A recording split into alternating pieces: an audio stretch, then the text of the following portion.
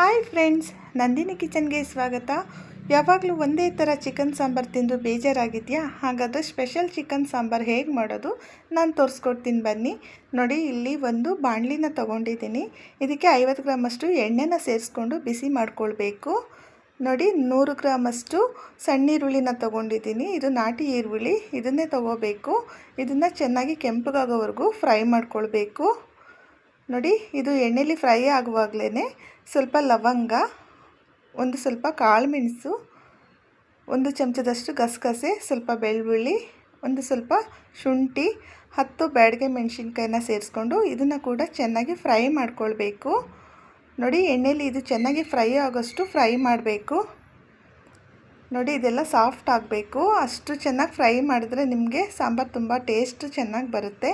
ನೋಡಿ, ಇದು ಸಾಫ್ಟ್ ಆಗಿದೆ. ಈಗ ಸ್ವಲ್ಪ ತೆಂಗಿನಕಾಯಿನ ಸೇರಿಸ್ಕೊಳ್ತಾ ಇದ್ದೀನಿ. ಇದನ್ನು ಕೂಡ ಚೆನ್ನಾಗಿ ಈ ರೀತಿ ಹುರ್ಕೊಳ್ಬೇಕು. ನೋಡಿ, ಇದು ಲಾಸ್ಟಲ್ಲಿ ತೆಂಗಿನಕಾಯಿ ಹಾಕಿದ್ಮೇಲೆ ಒಂದು 5 ನಿಮಿಷ ಹುರ್ಕೊಂಡ್ರೆ ಸಾಕು. ಇದು ತಣ್ಣಗಾದ್ಮೇಲೆ ಚೆನ್ನಾಗಿ ರುಬ್ಕೊಳ್ಬೇಕು ಇದನ್ನು.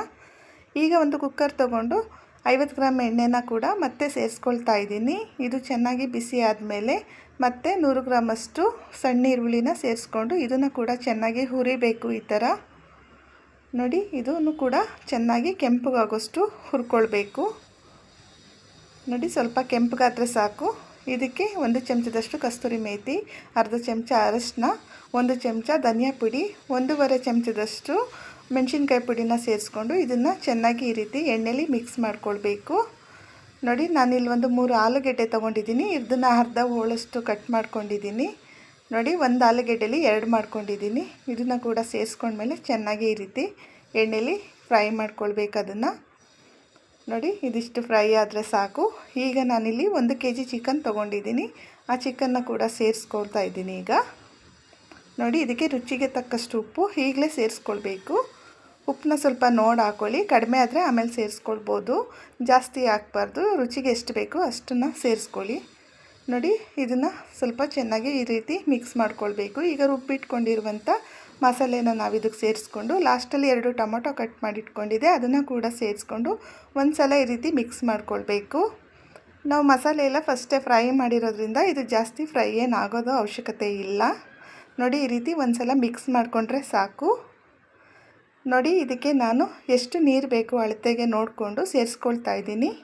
ನೋಡಿ, ಮಸಾಲ ನೀರನ್ನು ಸೇರಿಸ್ಕೊಂಡು ನಾನು ಸಾಂಬಾರು ಎಷ್ಟು ಬೇಕು ಅಷ್ಟನ್ನು ನೋಡ್ಕೊಳ್ತಾ ಇದ್ದೀನಿ ಈಗ.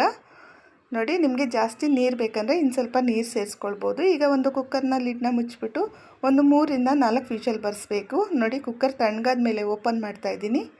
ನೋಡಿ, ಕುಕ್ಕರ್ ತಣ್ಣಗಾಗಿದೆ, ಓಪನ್ ಮಾಡಿದ್ದೀನಿ.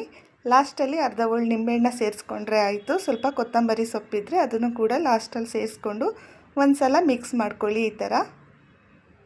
ನೋಡಿ, ಈ ರೀತಿ ಮಿಕ್ಸ್ ಮಾಡ್ಕೊಂಡ್ಮೇಲೆ ಎಷ್ಟು ಚೆನ್ನಾಗಿ ಬಂದಿದೆ ಅಂತ. ಇದು ಮುದ್ದೆ, ಅನ್ನ, ಚಪಾತಿ, ಇಡ್ಲಿ ಯಾವುದಕ್ಕಾದ್ರೂ ತುಂಬ ಚೆನ್ನಾಗಿರುತ್ತೆ. ಈ ವಿಡಿಯೋ ಇಷ್ಟ ಆದರೆ ಲೈಕ್ ಮಾಡಿ, ಶೇರ್ ಮಾಡಿ, ಕಮೆಂಟ್ ಮಾಡಿ, ಸಬ್ಸ್ಕ್ರೈಬ್ ಮಾಡೋದನ್ನು ಮರಿಬೇಡಿ. ಇಷ್ಟೊತ್ತು ನಾನು ವಿಡಿಯೋ ವಾಚ್ ಮಾಡಿದ್ದಕ್ಕೆ ಥ್ಯಾಂಕ್ ಯು.